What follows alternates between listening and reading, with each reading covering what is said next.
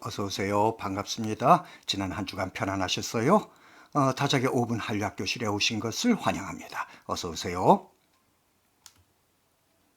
오늘은 다작의 5분 한류학교실 제38강 드라마 밈의 4단 7정론적 유형 분류 인표현형 첫 번째 시간입니다. 아시아인들이 발견한 한드의 인표현형은 9가지. 그 가운데서 오늘은 평민화밈, 편안함밈, 미남미녀 배우밈에 관해 이야기 나누도록 하겠습니다. 평민화. 우리에게는 조금은 낯선 표현이죠. 보통 사람들의 일상을 있는 그대로 보여주는 것. 이것을 중국 언론이 평민화라고 표현했습니다. 밈 표현형을 의미합니다. 지금의 중국은 태생적으로 공산주의 국가입니다. 1990년대 가난을 극복하기 위해 본격적으로 자본주의를 일부 차용하기는 했지만 아직도 중국은 통제된 공산주의 국가입니다. 공산주의는 드라마뿐 아니라 모든 예술작품이나 창작활동을 공산주의 이데올로기 전파의 수단, 즉 프로파간다로 활용해 왔습니다. 해서 우리처럼 보통 사람들의 소소한 일상을 소재로 한 드라마를 볼 기회가 중국인들에겐 없었습니다. 상상이 안 되시죠? 한드의 평민화 밈이 중국인들에게 강하게 복제 저장될 수밖에 없었던 이유가 바로 여기에 있습니다. 이것이 1997년 중국에서 사랑이 뭐길래 신드롬을 낳게 한 크리티컬 포인트, 임계점입니다. 중국인들이 한드, 특히 드라마 사랑이 뭐길래에서 발견한 평민화 밈, 즉 보통 사람들의 사소한 삶의 모습은 이런 것들입니다. 2회죠. 지은이 대발에게 프로포즈를 한다. 지금으로부터 30년 전 프로포즈는 남자가 하는 것이라 여겼던 시절, 여자 지은이 남자 대발에게 프로포즈를 합니다. 대단하죠? 관행을 깬다는 것은 생각만큼 그렇게 쉬운 일은 아닙니다. 당찬 지은의 캐릭터를 엿볼 수 있게 해주는 대목입니다. 그런데 대발이 지은의 청혼을 거절한다. 충격이죠. 일반적이지 않은 뒤집어진 전복된 상황이 극의 재미를 불러옵니다. 이유는 단지 여자의 관심이 없다는 것입니다. 그럼 연애는 왜 했을까? 궁금해집니다. 밀당 같기도 하고요. 이유 같지 않은 이유로 청혼을 거절당한 지은은 얼마나 속상했을까? 부끄럽고 화나고 창피하고 자존심 상하고.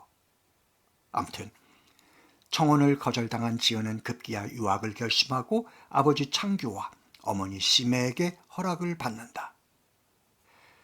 때론 여자가 더 무섭다는 말도 있죠. 단호하다는 면에서요. 이제 상황이 정리된 듯도 합니다. 그렇죠? 지은이 유학 간다는 소식에 대발은 결혼을 결심하고 지은을 만나 청혼을 한다. 지은은 어렵게 결심한 유학을 포기한다. 지은이가 대발이를 얼마나 사랑했는지 알 수 있게 해주는 대목이죠. 이렇게 해서 사랑하는 두 사람 사이의 사랑 싸움, 소소한 일상의 갈등은 예쁘고 아름답게 해결이 됩니다. 유학을 가겠다던 딸 지은의 갑작스런 유학 포기와 결혼 발표에 아버지 창규와 어머니 심애는 깜짝 놀란다. 당연하겠죠. 그 시절만 해도 유학이라는 것이 지금처럼 쉽게 결정할 수 있는 일도 아니었고, 더욱이 결혼을 안 하겠다던 지은이 갑작스럽게 결혼을 발표하니 말이에요. 더욱이 남자 쪽 집의 반대를 받아들여 박사학위 과정을 그만두겠다는 딸 지은의 생각을 어머니 심혜는 이해할 수가 없다. 마침내 심혜는 공부를 계속하게 해주지 않으면 결혼을 시킬 수 없다고 남자 쪽 집을 향해 선전포고를 한다. 사랑하는 지은과 대발 사이의 갈등이 해소되자 이번에는 갈등의 불씨가 지은네 집으로 옮겨 붙었죠. 이런 것이 우리의 일상적인 삶의 모습 아니겠어요? 중국인들은 한들을 통해 이런 평민화, 보통 사람들의 일상의 소소한 삶을 낯설지만 즐겼던 것입니다. 중국 공산화 이후 50년 넘게 억눌렸던, 그래서 볼 수 없었던 보통 사람들의 삶의 모습을 1990년대 한들을 통해 보면서 중국인들의 마음속에는 얼마나 만감이 교차했겠습니까? 이것이 인간의 삶인데 말입니다. 그렇다면 왜 평민화 밈을 인표현형으로 범주화했을까? 가족과 연인, 친구 사이에서 벌어지는 사소한 일상의 갈등과 줄다리기는 그 밑바닥에 사랑, 즉 인유전자형이 깔려 있습니다. 사랑이 없으면 갈등도 줄다리기도 있을 이유가 없으니까요. 해서 여기서는 평민화 밈을 인표현형으로 분류했습니다. 드라마를 메인스트림으로 한 1차 한류시대 드라마 확산 시기, 드라마 수출의 절정기인 2005년 중국 언론에 실린 한드에 대한 기사를 가져와 봤습니다. 한국 드라마는 대부분 골치 아픈 주제를 다루고 있지 않다. 가볍고 재치 있는 말투로 극이 진행되기 때문에 해외 현지에서 방송할 때 번역과 성우들의 연기가 중요한 몫을 차지한다. 편안한 한국 드라마를 보면 화목한 사회란 설교와 쟁론이 아니라 우리 주변의 도덕과 문화로 만들 수 있음을 느끼게 해준다.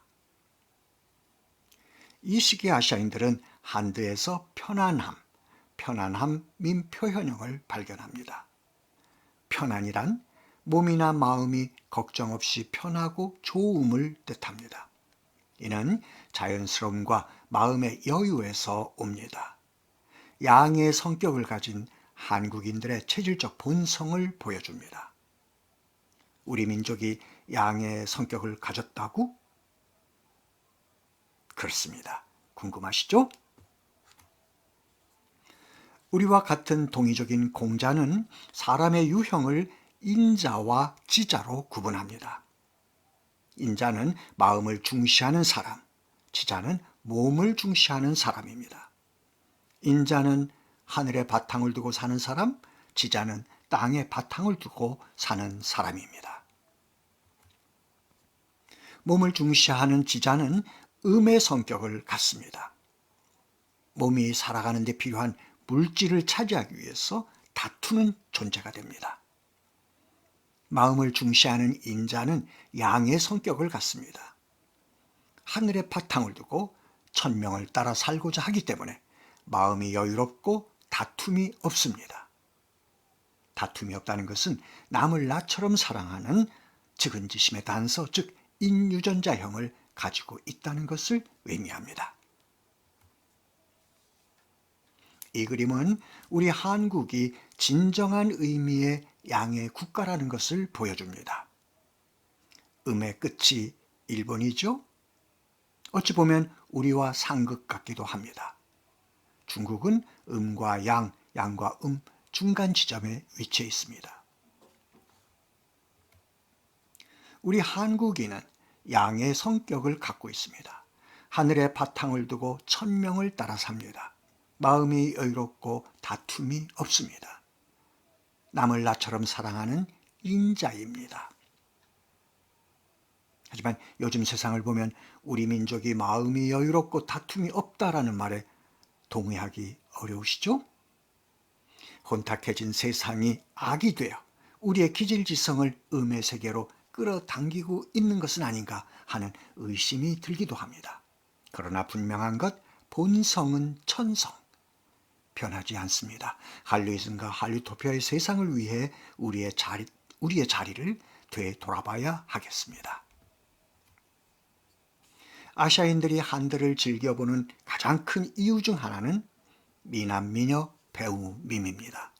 일본의 저술가 이토 준코는 겨울 연가의 배용주는 서구적인 얼굴선, 부드러운 미소, 목소리, 그리고 여주인공 최지우는 큰 키, 하얀 피부를 갖고 있어 마치 화성에서 온 사람 같은 절대적 신비감을 준다고 이야기합니다. 일본 중년 여성들은 한국 배우는 키가 크고 지적이면서 수려한 외모에다 예의 바르고 순수한 이미지와 감정 표현이 풍부한 스타라고 이야기합니다.